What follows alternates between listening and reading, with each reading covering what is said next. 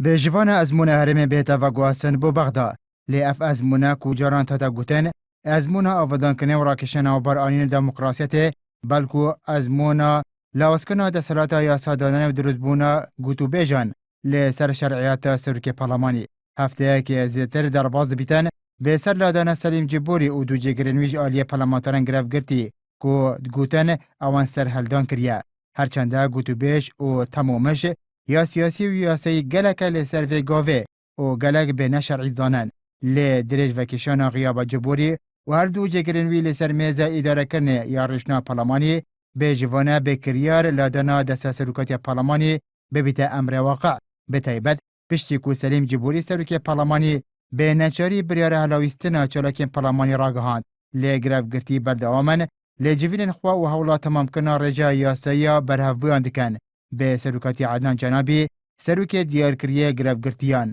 گلک جه چوفدران جمان وحیا دین هادا خالن هفباش گلکت نوبرا ازمون هرمی و ازمون بغدا لهرم کلسانه سروک پارلمانی یوسف محمد لی سلیمانی و پایتخت ولات اوروپا به نوع پارلمانی آخفتن دکتن و چالاکیان انجام داد لی ریک جرانای تدان و گری تحولیره و سروکاتی پارلمانی بکد لی بغداجی سلیم جبوری لی جمع سروکاتی و گلک جه حزب سیاسی هر سروک پارلمانیه لید ناوا پارلمانی دا سی جاره عدنان جنابی اداره رنشنا پارلمان عراق دکتنه و رنشنا روژا پیشنبی جنابی رنشنا پارلمانی بفکری هلیه هیا که روژا اکشمی دهاتی لهر مکروسانه تمامبونه هیا ما یاسه سروکاتی بارزانی هات پیش لی مشتمرو ناکوکی کفنه پارلمانی و بلاسکنا ویسازی بدهی هات لی بغداجی آریشه حکومت و کابینه تکنوقرات بو لی به لاسکنا پارلمانی و دابجبونه بسر دو بر ناکوک و دجهف